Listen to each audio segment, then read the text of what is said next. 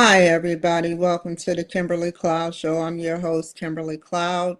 Today, I have a very, very special guest calling at almost 6:30 in the morning, Indian Standard Time. Can you go ahead and tell me your name and where you're calling from exactly?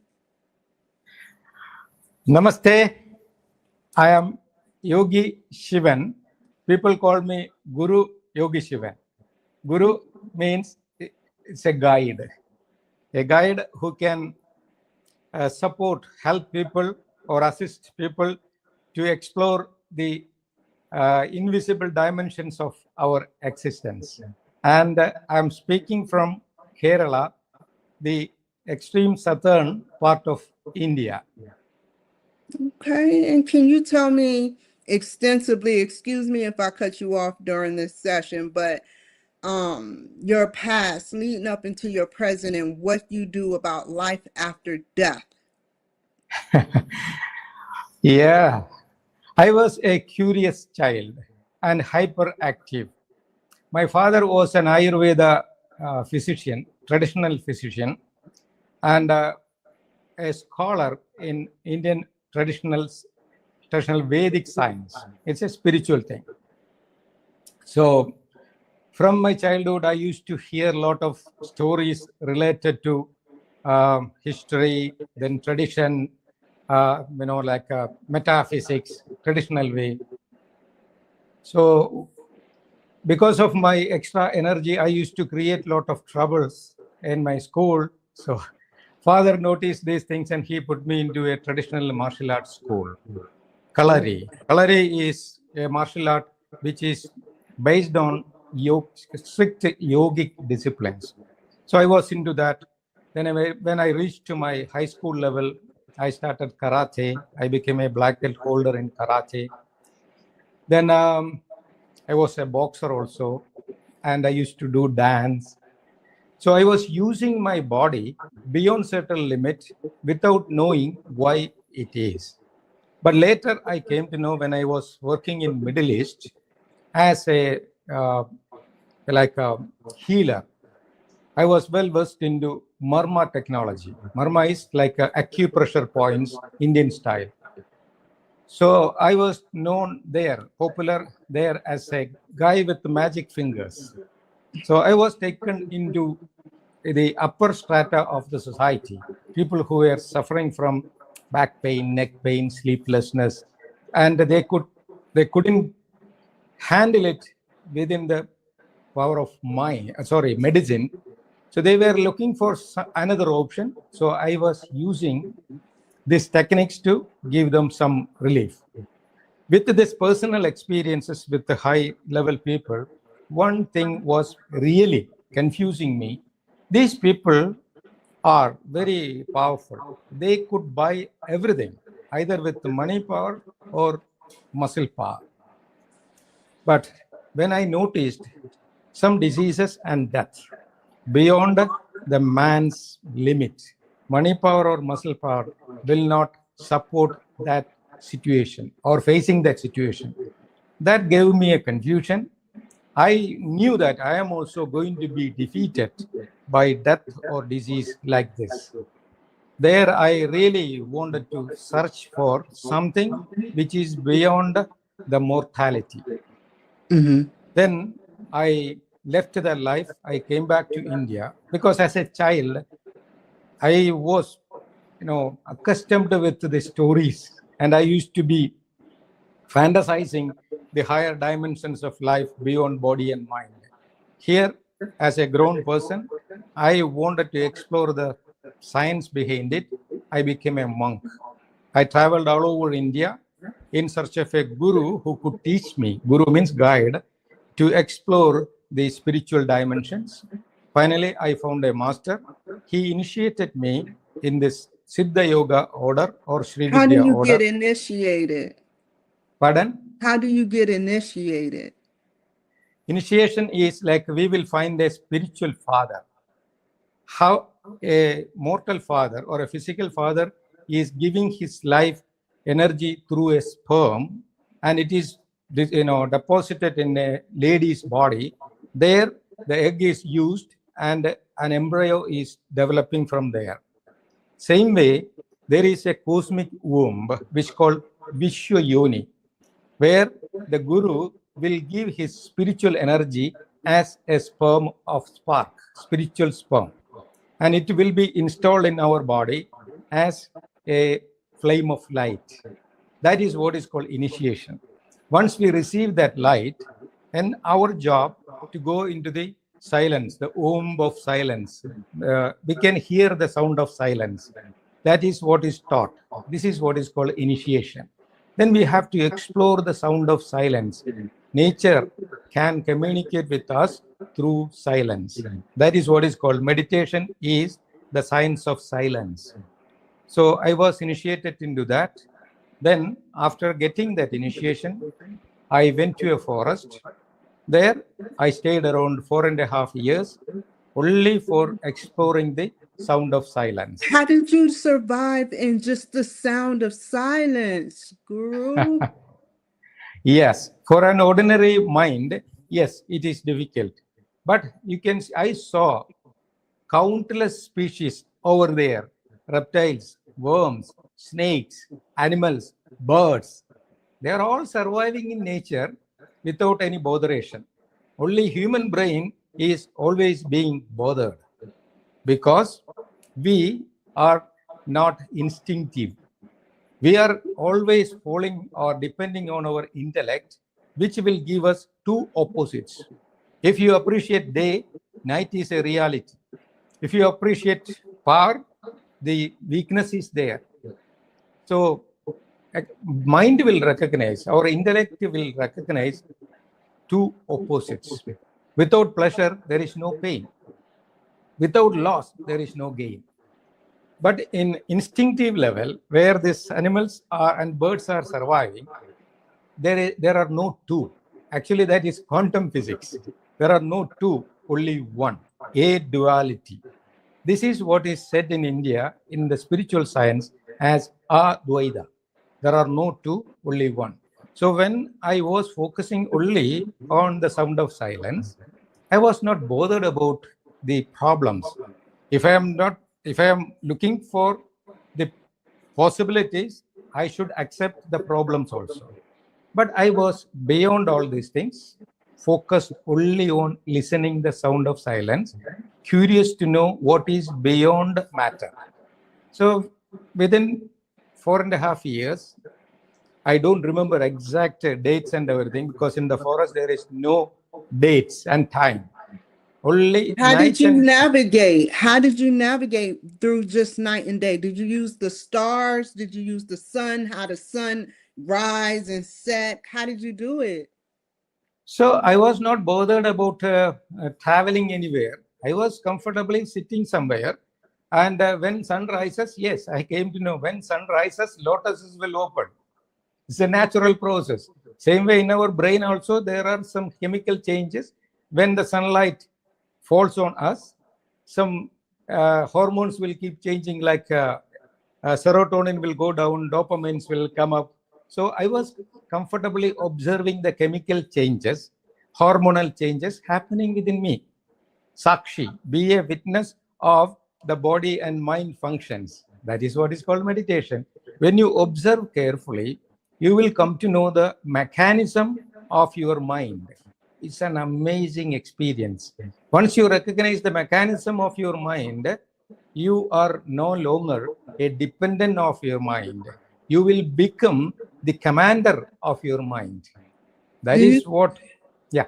Do you feel like the African culture, because in the African culture they said that they can live abundance with lion and the high-end animals because they're in sync. Nobody, like we have zoos here in America, containment. So when you went out to the wilderness, you basically became one and unfearful of whatever animal was out there, and the animals respected that, right? Of For course. 4 years they had to. See, man is nothing but a social animal. Yes, in the beginning, everybody was in the forest. There was no discrimination.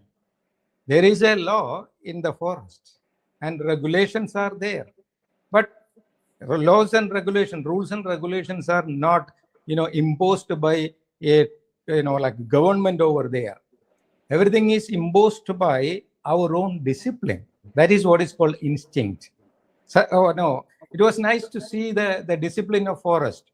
Snakes usually will not go through the area of elephants. Elephants will have a certain route.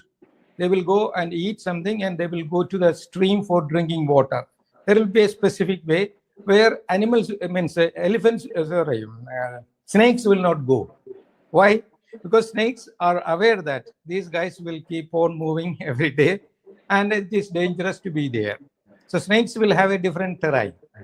So like that, I was so keen and I was focused on exploring the instinctive dimension, which in modern science we say subconscious level. Subconscious level means intellectual management in our brain is only 5% as far as modern science is concerned. Then subconscious level is 95%. In yoga, it is called instinctive reality. So modern man is completely depending on the intellect, which is handling only 5% of our existence.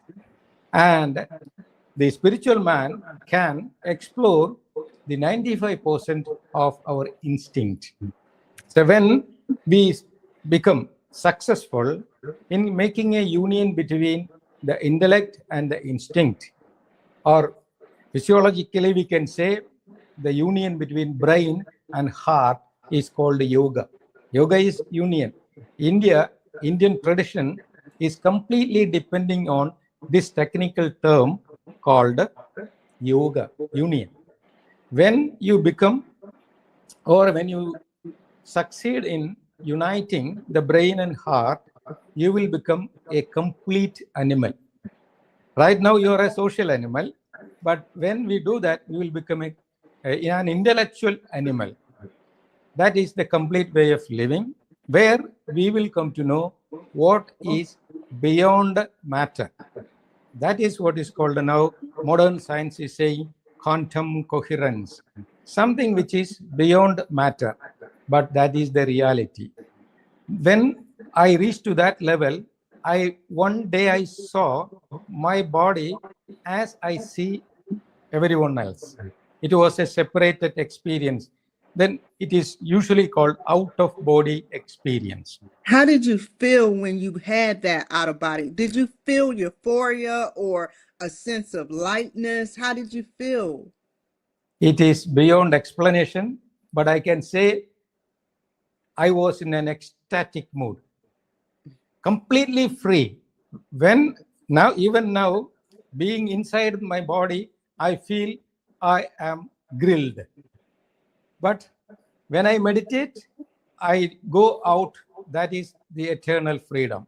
So now I am grilling myself in my conscious level, and I am making myself free when I am beyond the body consciousness. So when this in and out journey is practical, happening consciously, that state is called samadhi in Sanskrit. Samadhi means altered state of consciousness. So that is the real state of freedom. Nothing can stop you. As you asked me, what I feel means I feel ecstasy. Something, the eternal joy, which has no conditions, unconditional love. Like in Bible I read, Jesus Christ was always insisting to practice unconditional love. We can associate with everybody, but not limited. We never become judgmental, but we become available for everybody, because that eternal oneness from which everything is being evolved will be revealed to us. That is what is called revelation. So when I experienced that, then I came back to my master, then asked his advice, what to do next.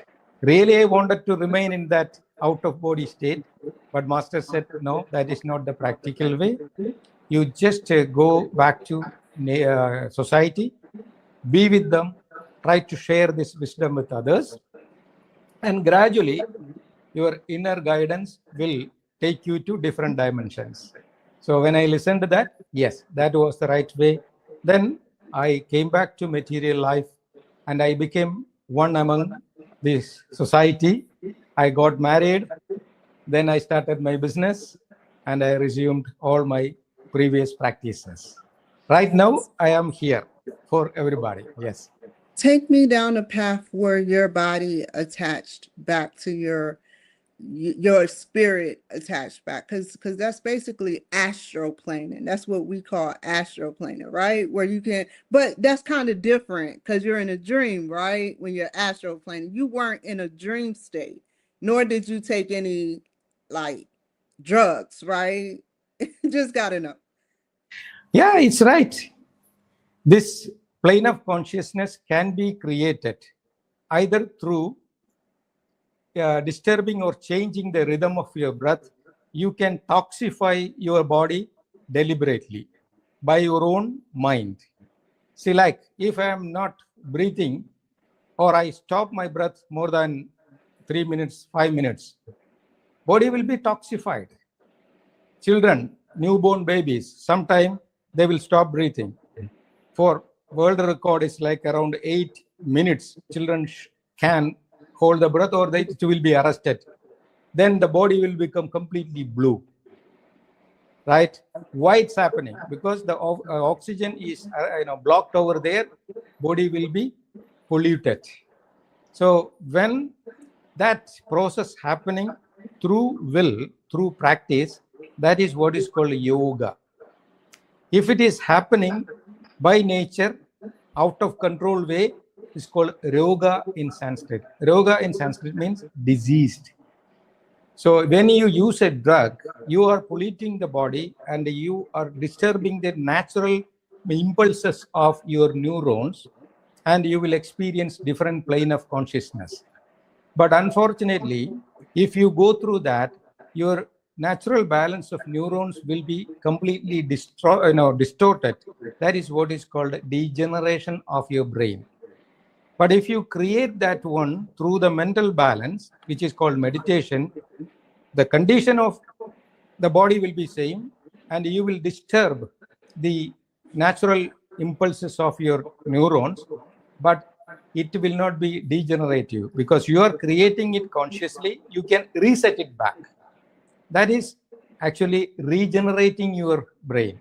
So yoga will take you to the different dimensions in a healthy way, but yoga, the drugs will take you to different dimensions in an unhealthy way. So one is damaging, one is regenerating and supporting, but the experiences will be same.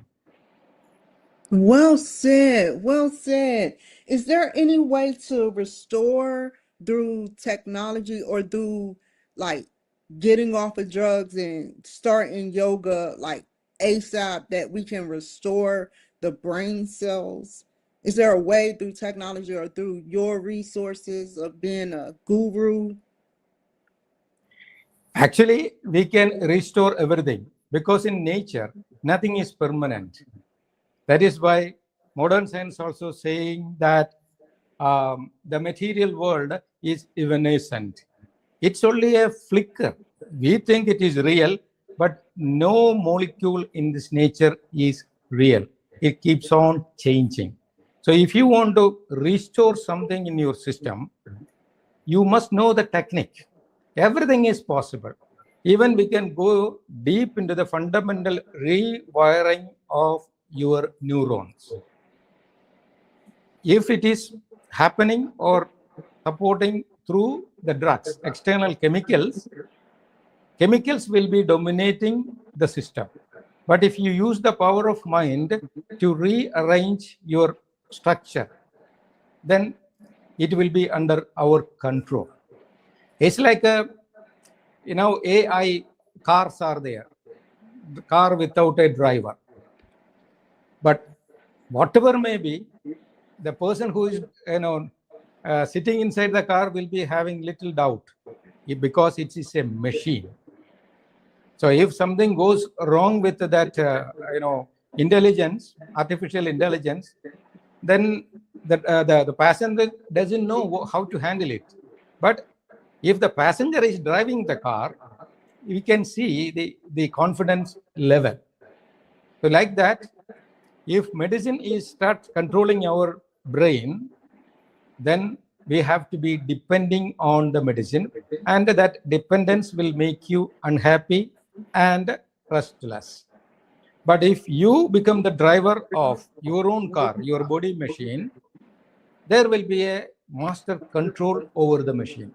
That is a feeling of the owner, not the dependent. This is the difference. So both medicine and mind can serve the system, but when mind starts serving the system, that will be a different feeling of the mastership, the ownership, or the supreme power. Otherwise, we will be depending on the medicine. One day will give a side effect which is beyond our control. This is the difference. But medicine or mind can support us in to reach to a different dimension, or as you said, we can restructure our system or restore everything. Where do you see yourself going being a guru in the future? Excuse me? Like where do you see yourself with what you do now, your profession?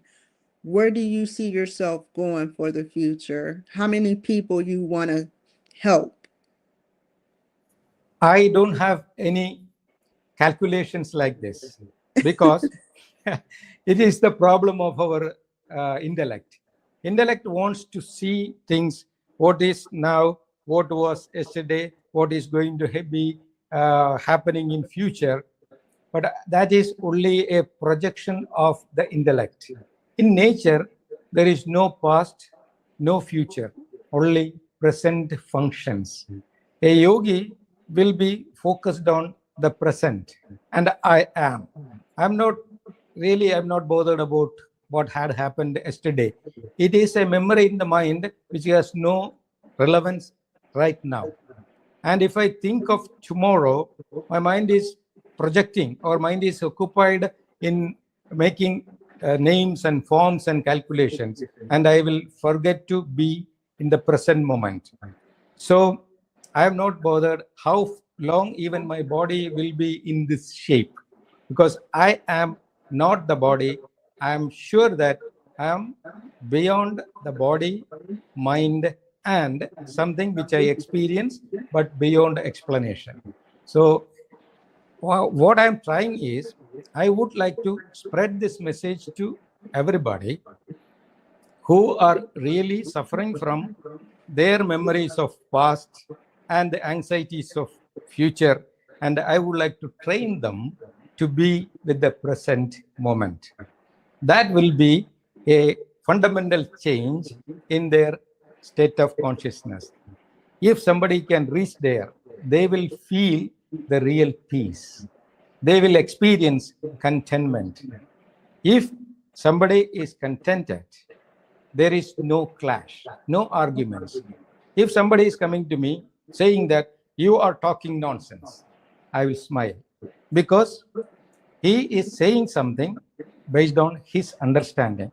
Somebody will come and say, oh, you are a wonderful person, you are talking everything very high. I say, thank you. This is what is the real achievement of this meditation. Like it's called samadhi, means samyak sthiti. We can handle pleasure and pain, gain and loss, okay, problems and possibilities equally. It's called sama. Sama in Sanskrit means equal. So when you get that consistency and equality with everything, it's an amazing experience beyond our intellect. So there we will experience the peace and tranquility of an animal, because animals are not having the ego. They don't have calculations. If a deer is grazing, suppose a tiger is approaching, the deer will recognize the tiger is aggressive or not. If the tiger is not aggressive, it's not hungry, then deer will ignore the tiger and it will continue grazing. But if the tiger is hungry, then the deer will recognize the aggression. It will keep running, fight or flight. There, the deer is not thinking, only acting. The action is there, but no botheration. So the tiger is chasing, the animal, the deer is running. Finally, the tiger felt this guy is faster than my limit. Okay, so tiger left him. Then deer came to know tiger is not there. It's not bothered. It will start grazing immediately. See, in that mind of that animal and the deer, there was no memory of the fear, no anxiety of the future. So it is always with the present. If we can explore this technique from within, the hidden animal instinct, we will see we are complete, contented. If we are happy within, nobody can make us unhappy. This is what everybody should learn. But unfortunately, modern man is always trying to find his happiness from outside. If I want to be good, somebody should say I am great. Why should I listen? People cannot say something or they will not say something if they are not benefited. So once somebody is praising me for their benefit, definitely indirectly I am a loser. So I should not be carried away with either praising or blaming, gain or loss, and day or night. When I reach to that middle level is called samadhi. Then the person who is reaching that level is called swami. In India, technically everybody will call this guy as swami. Is there anything else you would like to add to this show before we close in like 3 minutes? So like adding something means I would like to see the happiness around the world the way I am seeing. So I wish this one, everybody. So like Swami Vivekananda, there was a very famous master in India. He used to tell that the change should begin from the individual, because society is nothing but individuals grouped together. So if we see a global society, we all are part of that. If everybody become spiritually contented through a scientific way, unfortunately, the moment we speak about spirituality, people will fall into, again, intellectually created religious aspects.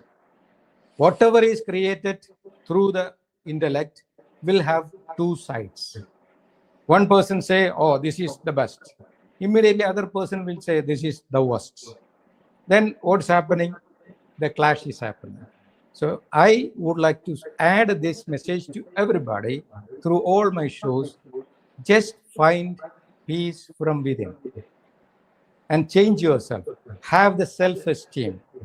And irrespective of others' approval, we must feel the happiness from within. This is what we would like to add to all shows. Well said. And how can the people reach you? I have a website, indimasi.com. Everything is there. And of course, my office people can share their details with you. Usually, www.indimasi, indimasi.com. Indi is India's, not intimacy. It is Indimasi. Thank you so much. Stay on the line. Thank you guys for joining my show today. Take care, be safe, and I'll see you guys later. Bye. Thank you.